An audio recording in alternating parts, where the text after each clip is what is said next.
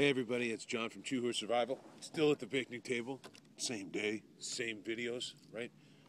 Just figured I would do a quick little note on my Johnson Adventure Potbelly.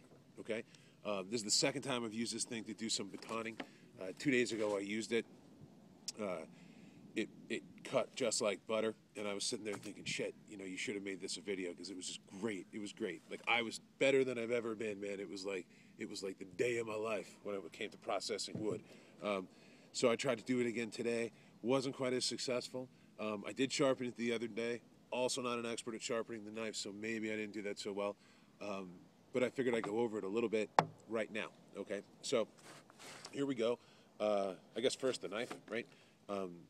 The reason that I looked at this knife is because I really wanted to get the Becker BK2, and when I went down to Dolby's house, he had gotten it, son of a bitch, and when I held it, I was actually kind of crushed because the butt on the end of that handle, how it kind of flattens out like that, I couldn't really grip it because my freaking chew mitts are so damn big that it was scrunching the shit out of my fingers, so I had to hold it like that, and I thought, you know what, it's just never going to be my knife. It's never going to be the knife that I use for the rest of my life. And I don't really want to collect knives because they're like crack, and my girlfriend really just kind of gets on me. Like 1,000 pairs of shoes. Like 1,000, and they're like that big. Like 1,000 pairs of tiny shoes she has. Anyway, right, so I'm thinking, let me find the knife that I'm going to have, that I'm going to be able to hand down to my son if, don't mention that to the girl. Anyway, so I saw this sucker, and I thought, that's a pretty big knife. But I'm a pretty big guy, so it's going to look good on my hip. I think I could handle something like this. I think I can hold it. So I go to check it out, and I grab it, and the handle actually, you're not going to believe this, long enough, right, little too skinny, right? So I actually wrapped it in some paracord, and then as soon as I did that, I got these gloves, right, and they actually have some padding on them. I'm not really happy about the padding. I ordered them off of Amazon.com. What are you going to do? So then it felt a little bit too big. So I knew when I started to use it, the paracord was going to start to come off, and I was going to be able to really get at it. Fast forward. Okay, so that screw is loose. That's new. Okay, that wasn't happening the other day. I don't think it's a big deal. I'm pretty sure I can tighten it right back up. These adventure grips, I don't really have much to compare it to. I really don't. But it is kind of slippery, right? It doesn't really work as well as I was hoping it would. I mean, it's not that bad. My grip strength is okay, so I can hold it and everything.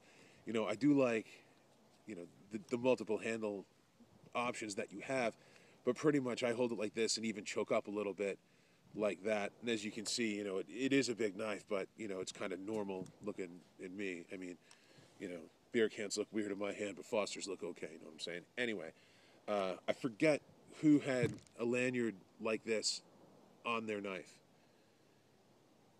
It had to be one of the Equipped to Endure guys, but it probably wasn't, right? So, okay, but if it was, all respect, okay? Because I totally stole this. But basically, there's two ways that I couple different ways.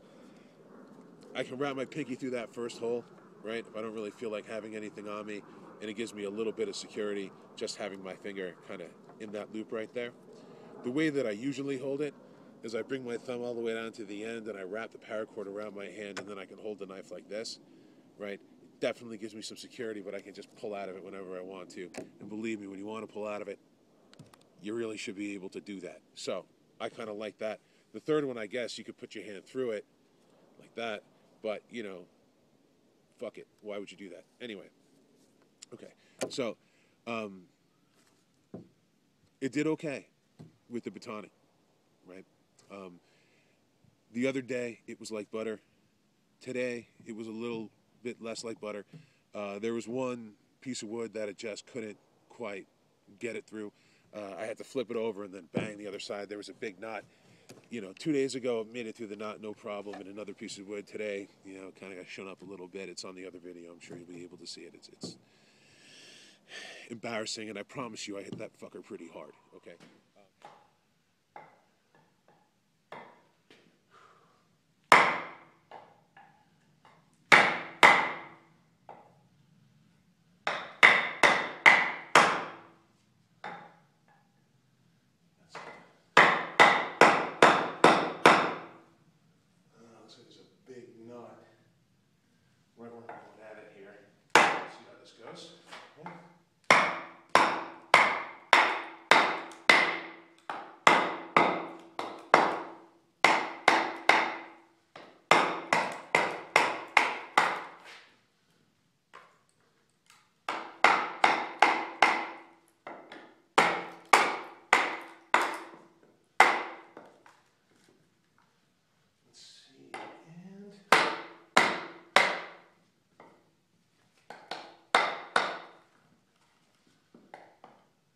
This is actually the baton that I used, you know, so you can see, right, you know, I hit the shit out of that thing.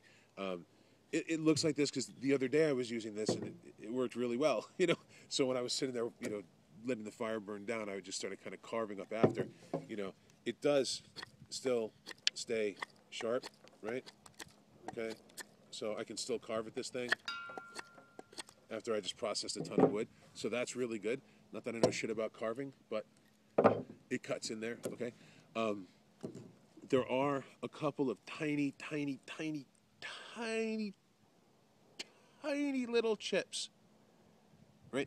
And I'm going to see if I can get that out myself, right? If I can't, I'll take it down to the knife guy at the farmer's market. There's this guy with, you know, sharpens everyone's kitchen knives every weekend, and I'll go down there and ask him to do it. But if he can't, then I'm kind of boned, right? But tighten this up. Knife didn't break. I really beat the shit out of it, so I'm pretty happy with it. See if I can get it sharp again, you know, sharper, max sharp. It was shaving sharp when I got it out of the box. It's no longer shaving sharp. Okay, the sheath. People love to talk about the sheath. I don't really know how I feel about it. It's freaking huge, right? The way that I kind of have this thing set up, when I had the paracord around it, I couldn't get the second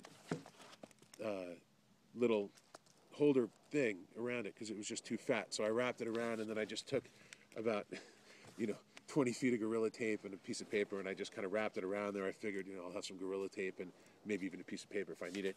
But now I'm going to take that off because the paracord came off when I was just batoning the shit out of that wood. At the bottom here, okay, I've got 50 feet of bank line just kind of tied around, right, where you would molly it to a bag. I just threw that on there, right? Little bit of bank line cordage at the bottom here. The potbelly knife is in there. I mean, the piggyback knife is in there. You know, this little guy, right? This son of a bitch is still pretty sharp, right? But it's like, you know, I mean, pinky extended, kind of tiny for me. So I don't really know if I'm going to use this unless I absolutely have to. I don't know how to hunt, so I don't know what I'm going to skin. So I might never use it. I don't know. We'll find out. Maybe I'll learn to hunt. Maybe I'll learn to light a fire. Maybe I'll learn to sharpen a knife. I don't know. Okay. So in this enormous pouch, right, what I have stuck in here is kind of a modified, yeah, I know, I actually modified something. A modified SOL first aid kit, right? And I'll go through this in a separate video. But basically, you know, I've got one of these little handy sharp sharpeners hanging from the back. I got a ferro rod hanging from the back. You know, inside I added, you know, it's kind of the standard SOL survival kit. I added 100 feet of bank line. I added a couple of little eyelets to the fishing kit because I figured, why the hell not? I added a wet fire. I added a little Bic pen filled with water purification tablets. This actually came with a space blanket, one of the SOL emergency blankets. I put in a little 5-time magnifying glass, right? And you know, in the back I put in some coagulating powder, a couple of compression pads, a couple of Band-Aids, a little bit of Neosporin in the little disposable packets. Like I said, you know, I'll pull this up, but basically, like, you know, it's the 5 C's. You know, you have your cutting tool. This bag is actually a waterproof container, so you have a container, you have cordage, you know, I have combustion elements, and I have cover. So there you go. I think that's all 5. I wasn't counting, but who said I could count? Okay. So when I have this kit, I kind of dig it because it's actually like an all-encompassing survival kit, and you know, it's fun, it's big, You know, what I'd really like to have is something kind of custom that's a little bit sleeker, so that this was a little bit more normal. And then I'd probably keep this sheath kind of mollied to a bag of mine, you know, like my gear slinger or something. And when I wanted to use it for what it is in this case, I could. When I want to use it for just, you know, a knife, I also could. I like it, but I think the quest for my knife will continue. Hopefully it'll work out. Okay, thanks. This is Big John at Choo-Hoo Survival. All right, Dolby, Choo-Hoo, dirt time, soon. We need it, okay? Holy shit, we need to practice. So, all right, Chew high, everybody. Good luck.